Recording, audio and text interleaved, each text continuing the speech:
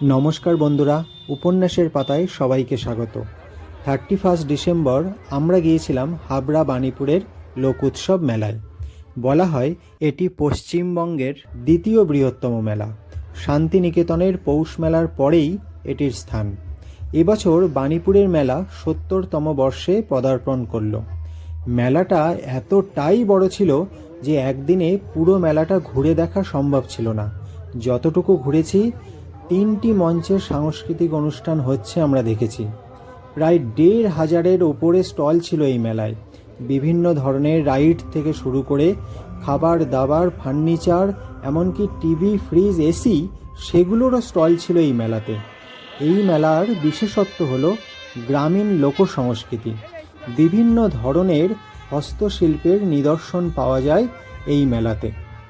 তারপর আমরা ঘুরতে ঘুরতে এসে পৌঁছলাম সেইখানটায় যেখানে রাইডগুলো ছিল, যেগুলি বাচ্চা থেকে বড় সবাই এনজয় করছিল।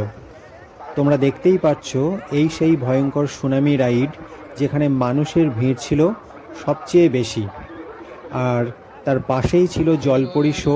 তবে জলপরি দেখতে বাচ্চাদের থেকে বড়রাই বেশি ভিড় করছিল, কেন জানি না, বিশেষ কোনো কারণ ছিল হয়তো।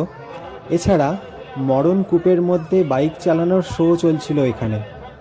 মেলাটা এতটাই বড় ছিল যে সব কিছু আমরা সময় নিয়ে দেখতে পারিনি। তারপর এই দোকান থেকে কিছু মাটির দেবদেবীর মূর্তি কিনলাম আমরা। তবে একটা জিনিস, এই ধরনের মাটির মূর্তি অন্য মেলার তুলনায় কিছুটা হলেও কম দামে বিক্রি হচ্ছিল। সবশেষে আমরা চলে আসলাম পিঠে পুলির দোকানে। যতই আমরা এগরোল চাউমিন খাই না কেন, পিঠের ঐতিহ্য কিন্তু আলাদাই। এই দোকান থেকে আমরা পাটিসাপটা খেলাম, 30 টাকা করে দাম নিয়েছিল। অসম্ভব সুন্দর খেতে ছিল সেগুলি। এরকম আরও ভিডিও দেখতে আমাদের চ্যানেলের সাথে থাকুন। ধন্যবাদ।